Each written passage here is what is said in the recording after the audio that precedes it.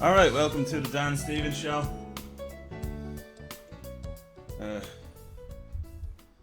Thanks to all the listeners, watchers, new people, old people. Back in the suit again. The trousers still don't fit. And I realised that in order to put this tie on, I need to have the buttons undone. Because when I have them up, it's too tight. I physically can't reach. Another thing I've been doing the last few nights, I've been doing comedy the last few nights, I've been tucking in the mullet. Like I said before, the element of surprise. Because I have to be, in Dublin, in the clubs, you have to be around the audience before. So I tuck in the mullet, and just before I go on stage, I release it. As I say, some call it the art of war, some call it the element of surprise.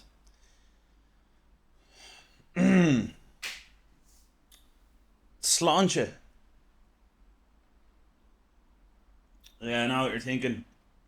Pint of coffee. Well, look, I don't drink very often these days. I have 3 of these pint glasses, so I might as well use them for something. So I'm using them for my coffee. And plus, the largest Starbucks is 594 milliliters, and this is 568. So, just for the listeners, I'm drinking coffee out of a pint glass, and it tastes pretty good. A nice milky cappuccino. I don't understand how people drink Americanos all the time. Well, I do. It's healthier and it tastes better, but I don't know. It's definitely sugar addiction. All right, we got a few things to get through today. I'm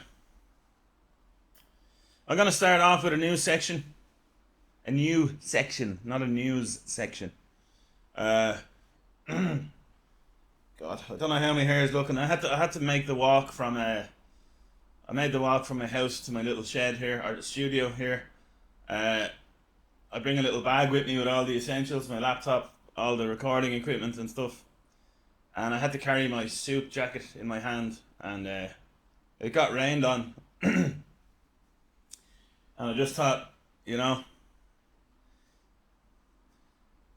really is a nice bit of drip. That was supposed to be like a good joke, but I didn't say it right. But you know what I mean. I did think, like, when I saw drips on it, I was like, oh, they call nice clothes drip, don't they? Anyway, we're looking sharp, ready to go. Heavy rain in Dublin this morning, just the way it should be. Everybody's happy now.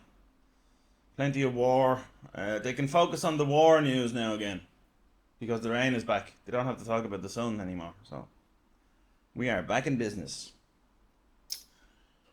Okay, so the new section, as I discussed, I actually got a request from a long time listener. He's been listening since the start, from County Cork, Billy Healy. Commiserations on the All Ireland hurling match yesterday. They were beaten by Tipperary, so commiserations there. But he suggested to have a new section called Mull It Over. I ask AI a philosophical question, and no, they ask me I ask AI for a philosophical question, and then I answer it. So I typed it into AI, and the question that it came back with was, alright, is the pursuit of happiness a worthy ultimate goal, or does it distract us from deeper questions about meaning and existence? To me, anyway, this is going to be pretty short. To me, not that I'm a philosopher, but to me, happiness is the absence of tragedy. If nothing's going wrong, if there's no emergencies, if your family's healthy, if there's no traumatic things going on, that's happiness. It's like the process of elimination. If you can say there's nothing tragic. If you're feeling okay, you're happy. Simple as that. So it's not a pursuit to me, it's a state. Um, and then, does it distract us from deeper questions about meaning and existence? Well, to me, no, because those deeper questions, uh, it's impossible to get the answer to them. So unless you know if you knew the answer, you wouldn't be asking the question. So to me, it's a waste of time. Get on with it. Act. Get out there. Do stuff. Forget about the meaning of existence. Uh, Happiness is the lack of tragedy, in my opinion. And that's it. We're moving on now. Thank you very much. Dan 1, AI nil. Well, not nil. I wasn't. I'm not against it. You know.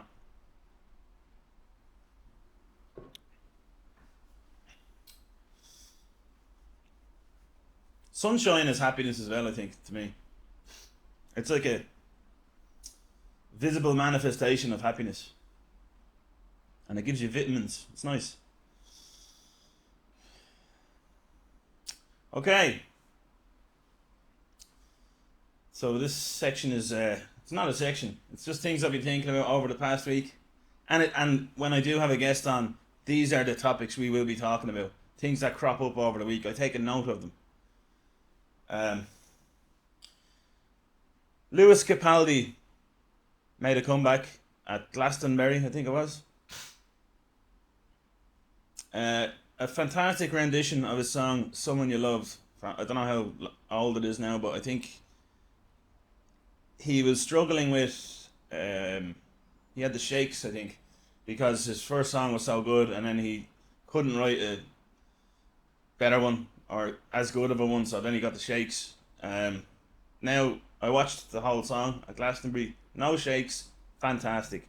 But I remember watching him on stage singing it, and the crowd singing along, and a lot of the people in the crowd, very very good looking men and women, young, at the peak of their powers, talking about "I let my guard down." Now I know I touched on this with Gavin James last week, and he's a great singer. I wasn't, you know, apparently he was on down in the Strawberry Hall last night. My long time listener Dan McDermott told me he was on in the Strawberry Hall. So if you did want to go down there and leave feeling more sad and less of a man, then you would have loved that. Head on down. I'm joking. But I never gave credit to Picture This. I think they're the original moaners. You know, they kind of take my hand. We can do everything you want to do.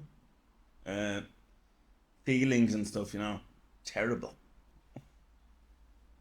Well, I never gave them credit on last week's episode. But anyway, back to Lewis Capaldi. He's on stage. He's moaning and groaning. A great singer again, but very, very sad. And yeah, I'm looking at all these beautiful people, and I'm like, you don't know what he's talking about. I mean, if ever there was a man or a woman, like Adele was the same. She was quite, overweight and sad and stuff, and it was like, I'll find someone like you. And I get it then, because I've been fat and sad, in the past. So you listen to it and you go, oh yeah, that is. And Capaldi is, as well. He had the shakes for a while, twitching and stuff. So what my point is ultimately, that if anyone was gonna write a sad song, it's someone like you. It's someone like him. Sorry, Jesus Christ. So if anyone was gonna, that's what I'm saying. Like you had the likes of Boyzone and, Westlife and Backstreet Boys singing about "Ain't Nothing But a Heartbreak." What would you know? You have the pick of all the women So what would you know about heartbreak or mistake and all that? Would you know, the beauty of Capaldi and mid 2000s Adele was you know, you could tell they meant it. And it was a very powerful rendition of Someone You Loved. Wait a minute, someone like you, someone you loved. What's going on here? But it was very powerful, and because I think all the audience was just, the crowd was just like make happy that he didn't start twitching. Uh, and then there was a moment about I think 2.5 minutes in where there was a big cheer, and it was like he's not going to twitch now, which was nice. It was a nice moment, and I'm glad for him. He's a great singer. I got the shivers. I got the goosebumps. You know, goose pimples. Sorry, goosebumps. During that rendition. Rendition. What am I talking about? A fabulous rendition from Louis Capaldi. Oh yeah, the old I have a whiteboard behind me for the listeners, and he grew a bit of hair. It's a picture of me on it. So yeah, that was Louis Capaldi. Another thought that I had. This might be controversial, but should there be a max size on yoga pants before either they stop selling them at that size or they change name to a different thing because it's like I can't do yoga, you know. If I was wearing them pants, I'm gonna leave that one actually. Uh, we're not gonna get into that. It's too. It sounds too bad. I know what I'm trying to say, but it's not gonna come across right. It was in a coffee shop. I saw a woman wearing them, and I was like, "That's too much for me," and it's at eye level. I can't handle that. Every dimple and every. Oh, um, everybody has the right to do yoga. I'm I'm not slagging. I'm the heaviest I've ever been, right? And I think I'm projecting a bit, you know. This look at this suit jacket. Won't even. But I was glad putting the shirt on that the button's still closed. It means it's been a good week. I can measure my progress through this shirt. And it's a button popper though. I think there, you know, a button did pop on the bottom of it already, but that's under the desk. Um, yeah, I had a another thing I wanted to talk about was that I had a warning on TikTok. It's danstevens.comedy on TikTok and Instagram, by the way, for my stand up comedy stuff and my um, general trying to get followers stuff. It's basically a second comedy persona you need to have if you're a stand up comedian to try and get followers. Um, but like the viral reel that I've had, it's almost at 400,000 views now. And a good ratio of likes. I think likes to views ratio is important.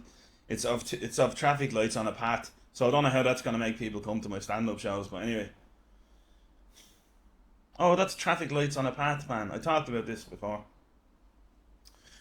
Let's go see him do stand up. You know, it's not related to my stand up at all. Um, but I was driving through Dublin City and I saw a man walking across the road and half his arse was hanging out. I could see his arse, like everybody could see his arse. And I stopped in traffic and I said, "That's my God! Like I have to record that. I have to take a video of that." And I checked for his faculties. You could tell by the way he was walking. You know, I wouldn't if it was a really like mentally ill person. I wouldn't be recording that because you know the last thing they're worried about is they're buying a belt. You know, like you know, fucking doing up their belt or whatever. So no, but this guy looked like he knew where he was at, and it's just you know I just recorded it because it was interesting and it's like pretty wrong. I think you know. Um, like is showing half your arse crack a sign of unhingedness? Is it perversion? I don't know. Does he have like a fetish for showing off his arse? Does he have no feeling in his arse cheeks so that he doesn't know that his pants are down? I don't know. I've heard as well before, a friend of mine told me that an unblended beard is a sign of madness. When you don't blend in the sides, when it's just all beard, you'll have like a zero on the back and sides of your hair, and then it's just big beard all the way, no blending. I've heard that's a sign of madness. But anyway, I recorded it. I put a bit of commentary behind it. I thought it was interesting. I put it out on Instagram and TikTok, and I got a warning on TikTok. It got taken down for sexual exposure or something. Instagram didn't take it down, but it didn't get many views or likes. So it was like, look, obviously people aren't interested, so I'll take it down and just say it got removed from Instagram as well. Even though it's just because it was shite, that's why I took it down. Obviously, no one was interested in watching a man walking down through Smithfield in Dublin with his arse crack hanging out. So you learn something new every day.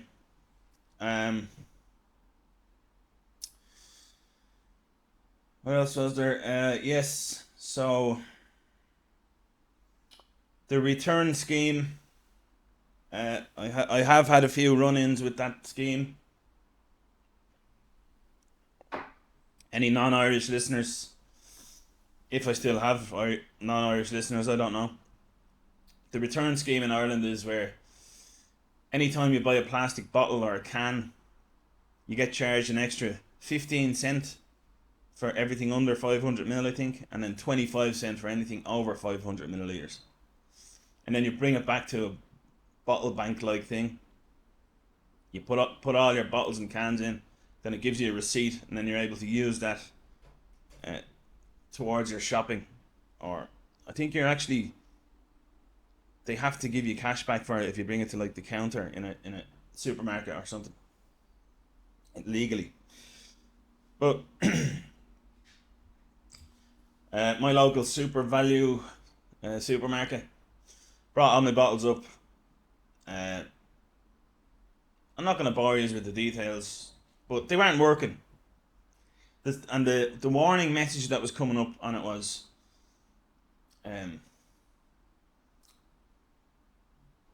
there is no being available for this object or something like that. And so they weren't going in. I have a shopping bag full of bottles and cans. It's 9 o'clock on a Tuesday, right? 9 o'clock on a Tuesday. And I go to the bottle bank. And the way I walk, because it's only about 100 metres away from where I live, 150 at most.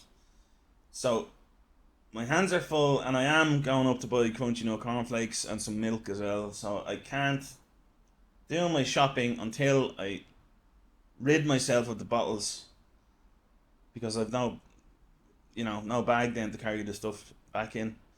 So I go into the supermarket, go to the woman working there. I say, look, the bins aren't working, and she goes, all right, I'll send out the lads. Right, and I was like, geez, this sounds like it's happened before. Next thing, I'm standing outside hanging around. 3 boys come out, single file. It was military. 3 orange bins, big, like about half the size of a large wheelie bin. They come out. They've done this before. They're there for about 10 minutes. I'm waiting there at my bottles, hoping I don't see someone I know. Because there's some sort of shame in it as well still, just as a human. I don't know what it is. It's just the government, just getting you. Like, you have to obey them and do this thing to get your money back, which just gives me shame. As a dormant rebel. You can't go full rebel in this society because you'll just end up in prison or something. But these guys do their thing anyway. They obviously clear the bottles out of the back of the thing, and they come in. I do the bottles, great. Sorry, I was getting Jaffa cakes. Excuse me. I was getting Jaffa cakes, yeah. and a few other little bits, unhealthy bits, of course, because I'm on a journey. But I see one of the boys then stacking the shelf, and I go over to him and I say, "Jesus, man, how often do you guys have to do that?" Like, and he goes, "Bud, if I had €1 for every time I have to do that," he said, "I wouldn't have to work here." I was like, "Jesus, like how many times a day would you be talking?" And he's like, 3 or 4. I was like, "Jeez, that's terrible." Like, and then as I walked off, I was gonna say, "Jesus, so you'd be happy enough at like €3 or €4 a day, would you? Must be bad pay in here." But I didn't say it. I just thought it because he was sound. He was a nice fella, and I think even just I always like to have a little interaction. Because these people are not getting interactions. They're human beings. Remember, everybody's a human being.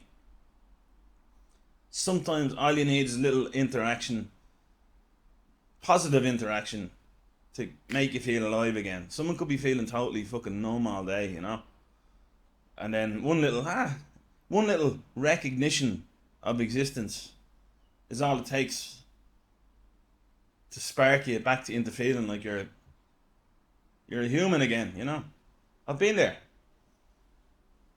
So don't be afraid to have that little interaction. I would say, not to get philosophical about it here, but maybe AI is teaching me a thing or two here. Um, yeah, I think as well. I'll. This was something I was going to share on Instagram because I just found it fascinating again.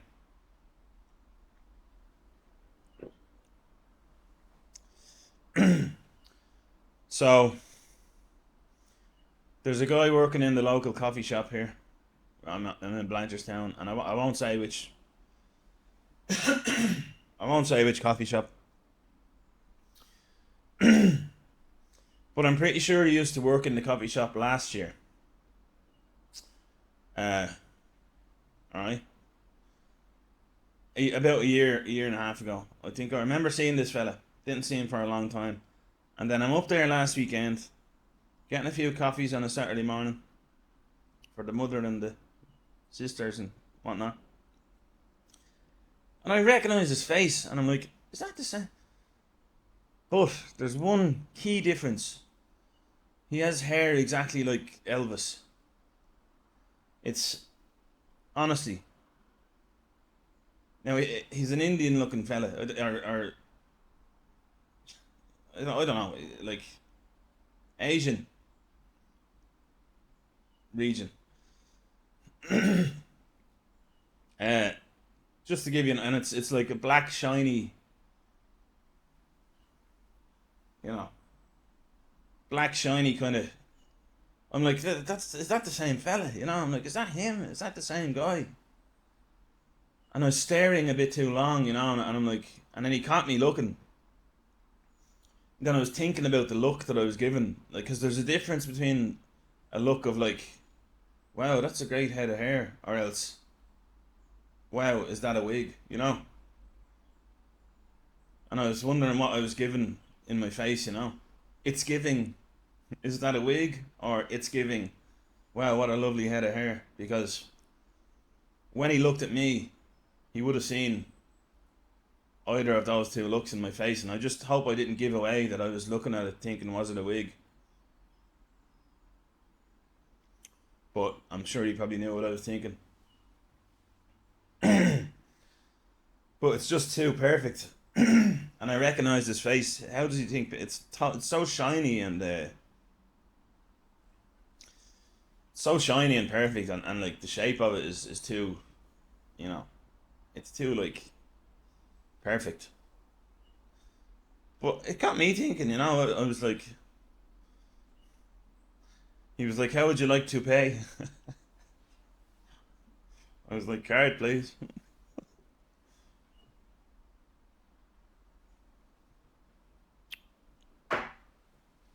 Uh, yeah. So that was that. I mean, what I'm saying is, I looked up the wig as well. Excuse me. I looked up the wig, and it was €71. And there's a wig website. €71. Forget about the hair transplants. Like, what's the difference? Why would you be bothered with the whole process of a hair transplant? Not that uh, when you can just get a wig. Like, a wig doesn't have to take, does it? Or unless you react to the glue. Do they glue it on? I don't know. Um, but I can see wigs. I think wigs will be, judging by this fella's wig, because I wouldn't have known if I didn't see him last year. I wouldn't have known. I wouldn't have. It's only because I recognised his face. Uh, and I'm sure he probably recognised me as well. From being up there last year. So it was kind of a mutual look. I don't. He could have been thinking a lot of things looking at me. Maybe it's a tribute to Elvis. I don't know. Maybe he's a big Elvis fan. And I wasn't gonna. I really wanted to take a picture of it. And I had a great opportunity yesterday to get a picture of it without him in the picture. Honest to God, I was walking up my road, and there's a fire door, like a fire exit, that comes out to the top of my road where I live, and the staff smoke out the fire exit. So the fire exit is open, the door opens out onto the road. I'm walking up my road so I can see the door, and I just see the top of the wig sticking out, like the Elvis, the front, and I'm like, oh my God. Then he walked out fully in person, so, you know, uh-huh. Is that a wig? Uh-huh. Well, yeah, it's, what a world. What a world we live in. Just, yeah, I would, and you can take the wig off, can't you, and just go back to the way you were before. Like, imagine if you meet a woman and you really like her, and then she's like, look, there's just one thing. I kind of like bald fellas. You'd be like, hold it right there. Um, I like the hard man kind of type. Alright, I'll be back in a minute. I did get a haircut myself as well. Me and my barber get on very well. He's a good fella. They're very nice people that work in my barbers. They're all bros. Brotherhood. They have a running club as well. It's fantastic. I was like, he's like, do you want that? No, is it just the sides again? Is it the usual, just the sides? And I was like, I'll take a bit off the top. And I was thinking he could have said there, like, there is only a bit. Take a bit off the top. There is only a bit, mate. I know. Just take a bit off the bit. Take a bit off the bit off the top. Um. So yeah, that's what's going on anyway. Uh, who knows what will happen on next week's episode? But thanks to any new listeners, existing listeners, and viewers. It's on Apple, Spotify, YouTube, the whole lot. The YouTube is going pretty bad, to be honest. People aren't buying what I'm selling. But I'll keep going regardless, because I love my loyal listeners and new listeners. And my new suit. Old suit. So thanks for listening and watching the Dan Stevens show. Be back soon with the next one. Thank you, and good morning, afternoon, or night, whenever you're listening to this. Thank you. Goodbye.